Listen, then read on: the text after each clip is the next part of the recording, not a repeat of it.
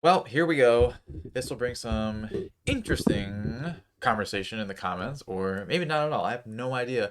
But I want to talk about why CPAPs actually make sleep apnea worse. Okay. Yes, there are people, when we look at the compliance rate, 30% of people will start a CPAP and it'll be great and they're happy pappers for life. Or maybe, they try different masks, some different tubing, or, all these different sort of positions, and they find their bliss. Okay. And when you're so desperate to just sleep, to just sleep, people, when they're on it, they will have this response when I talk about stuff like this, like, "Oh my God, how dare you?" But the fact of the matter is, the compliance rate with CPAPs is 30%. The other 70% of people, guess what? It's not because they love being tired, because guess what? People who don't use a CPAP or are non-compliant with it, they're still suffering. Okay? And no amount of suffering is going to allow someone to use something that either it makes them feel claustrophobic, it completely leaves their entire face or their throat just dry, it makes them actually sleep worse because whether it's the noise or it falls off, and then there's air everywhere, and then it's just all this stuff that goes on. Okay, there's a reason. That's actually the majority of people. Now, I know I did do an episode on CPAPs and cancer with, recent settlement around that in a recall of a Philips CPAP product, machine. But the thing is, there's other factors for CPAPs as well. Because when we look at why we're told to use a CPAP. And basically the argument is, I mean, it's true. You don't make your sleep apnea better, you're gonna die. And that's very true. Whether it is your heart, your brain with dementia, right? Or I mean, cancer goes up, diabetes goes up, all these things. But just from here, all this scribble scrabble, you have 5 ways to die. I mean, heart attack or stroke, right? So the rationale is great, right, for having to start one. But what happens when we look at the data? When we look at the data, what we see, and this is a JAMA study, just some like really small journal, not very reputable. It's a Journal of the American Medical Association, July 2017 here. The use of PAP and versus the ABCs, CPAP, BiPAP, APAP, it was not associated with reduced risk of cardiovascular outcomes or death for patients with sleep apnea. So using a CPAP and you feel better, that's great. But the fact of the matter is, you are still in this group of dying younger from heart attacks, strokes, diabetes, cancer, you name it, that's what happens. Okay. Why is that? Well, we have to ask ourselves, what does a CPAP fundamentally do? Okay. What a CPAP does, bring out our handy dandy diagram here. So when we think about a blocked off airway, like we have here, the CPAP will just blast air in here and then open this up. Okay, that's what will happen. Just big old blast of air. Forces open. However, when we think about why this closing happens, right? Apneas happen on the inhale. Okay, so how does that even work? Right? Well, how does something from below with air cause a blockage downstream? It's pretty simple. You ever drive around in your car with the window open, you have papers in it? Where do the papers go? They fly out the window because when there is a strong movement of air, it will pull things behind it. Okay, same thing happens in your airway. So if you're over breathing, right, then this will pull, back your tongue, even the top of your palate down into here, cause a block. So CPAP will kind of just force right through there. Okay, but at what cost? Because whenever we force things, our bodies are meant to work very smoothly and intricately and be able to really, work as this well-oiled machine. But when we force things, it doesn't always go well, right? Like long-term medication use has what? Side effects. Because our body is designed to move in a certain way, whether it's breathing or metabolically move chemicals around, right? So when this happens, I have to ask what does this excess air do? Okay. And if you think about it, you actually already know the answer to this. So have you ever had anything rust? Ever? Bike chain. Probably the most common thing for me with rust. I really can't think of many other things besides bike chain, or if you have a boat, right? Rust happens because of oxidation, right? And there's a reason we're having a spelling bee, because oxidation happens from excess oxygen, okay? Which comes from I don't need to, let's just go the full gambit, I guess. I don't mean to insult your intelligence, but oxygen comes from air, okay, just to complete it. So when we use a CPAP, air goes way up, oxygen goes way up, oxidation goes way up. And then when oxidation goes way up, inflammation goes way up. Oh my, inflammation goes way up here, okay? Sorry, I'm just lamenting over my penmanship. That's what happens with a CPAP, right? And that's why, okay, 2014 study from, everyone's like favorite Spanish pulmonology journal. They looked at the effects of CPAP on airways. So at a baseline, right, inflammation is elevated, okay? That was kind of obvious. But 3 months after CPAP, still elevated, like continues to go up, okay? Right? And then also, when we think of, and this was further in the study, but it also increases the amount of a certain free radical here, okay? So, a nitrogen-based one.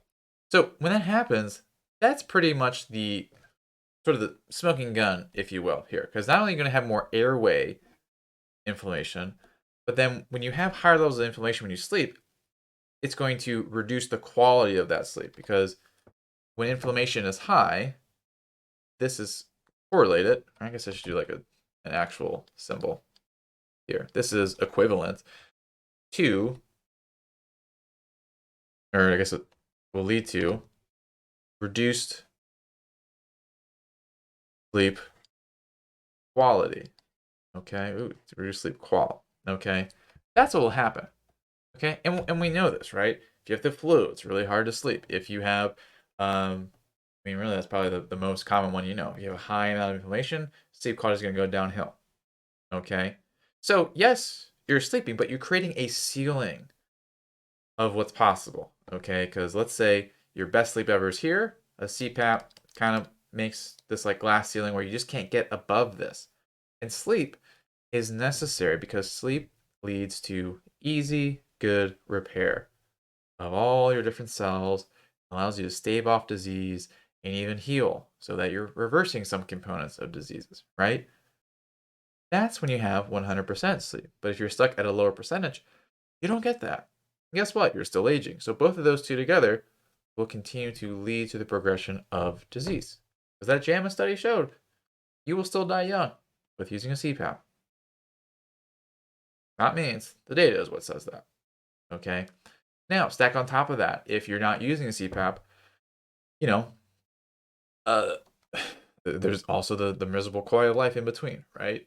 Where you're like waking up, feeling like absolute garbage, and then just having to get through a day and just pushing and pushing and pushing, and feeling like you have like nothing in your life to look forward to. It's just this big uphill push. Yeah, you work and you can come home and all this stuff, but like almost like what is the point? Or maybe you're retired and it's just like, well, what do I even do with my days? Just this big slog where life's slowing down. And then what that means for you if your life's slowing down and coming to a halt. Don't mean to be morbid, just mean to be real about these things. So that's just one mechanism, though.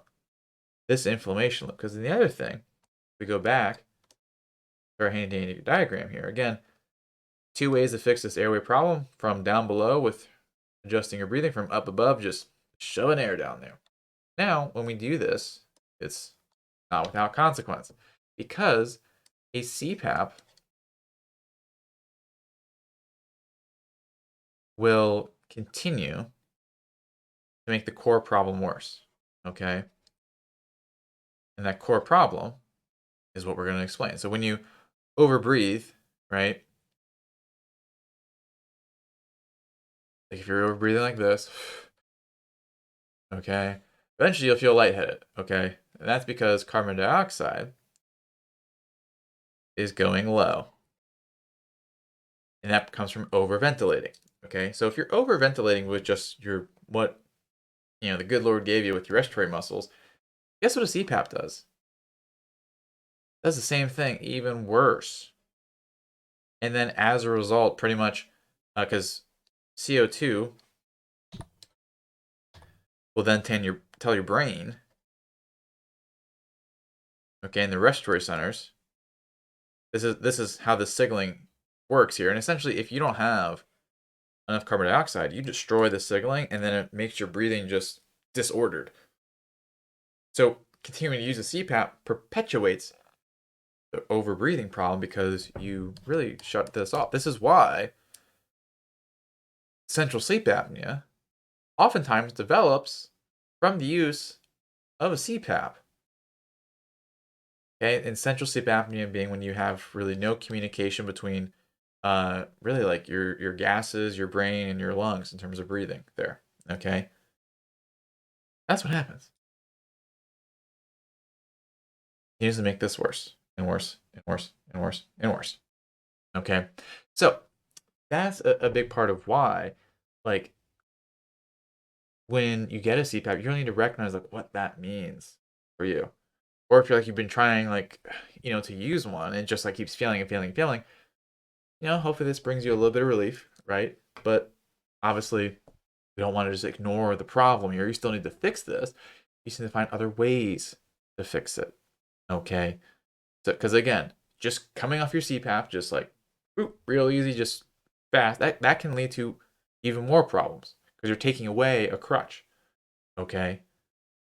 But again, if something doesn't work, you need to start thinking of other options and really looking around and be able to see, okay, what else can I do? Because there's a lot of different ways to address this, right? Whether you're breathing and all these other different factors here. Okay. But you just need to be informed that really the kind of the, shoving more air method, it's not without consequence beyond the obvious. Okay. So there you go. Just want to be more informed on that one here. Now, if you want to be super duper informed in terms of, what you can do to, address this from a lot of different angles, well, guess what, my friend? Guess what I made for you? A whole video series on that here. We can dive deeper in learning how you got here, right? Being able to learn more about all the different options for you and some actionable steps in terms of being able to wake up more refreshed, have all day energy, and be able to really get a handle and get control back over your sleep in your life. So that is the Sleep Apnea Freedom Series. And all you got to do to go to that is ochnow.com/SA freedom. Now, for those who want the fastest path to freedom, okay, because yes, this video series will accelerate you. Now, there's a reason medical school and residency isn't just watching a bunch of videos, okay? That would be that would not reflect to the real world. Um, Being able to really have that hands-on help, so critical. But there's a reason applying to medical school is so hard. It's very competitive because when you get into it, it is difficult. It takes a lot of commitment. It takes a lot of decision making, moving through things, and being able to really be connected to seeing it all the way through. Okay, that's why they don't just let people try out the first semester, see how it goes, see if you like it. No, it's really being all in because that's what allows you to get all the way through this. Okay, because this episode, yes, is about you learning about a lot of these core principles, but for some of you, whether it is what it means for you to be limited on a CPAP, or faced without an option, now having some revelation of why that hasn't worked for you, or how that really interacted with your body, and now seeing that limitation and knowing you want to be able to break through that, okay? Because the people who think it'd be, okay, CPAP's kind of an annoyance, okay, then it will continue to be that way. It just will. The little problem stays small. But even without changing what the problem actually is, being able to see that as like the problem that is your number one priority is part of what allows you to fix it and show up fully. And if that's who you are, then I'd be willing to donate some of my time to you. Okay. And again, this is only for people who you're sick and tired of having to deal with this. Okay. You're taking the action you can. Okay.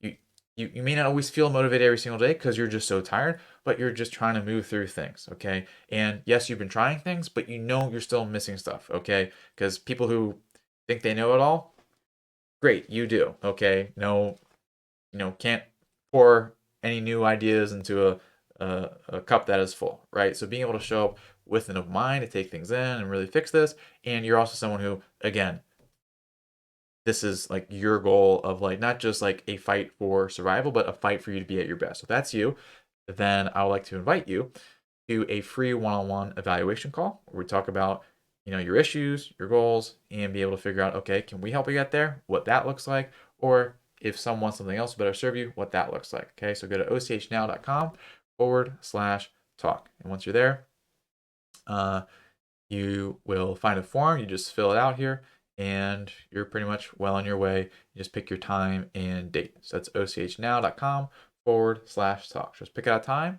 and I'll speak to you soon.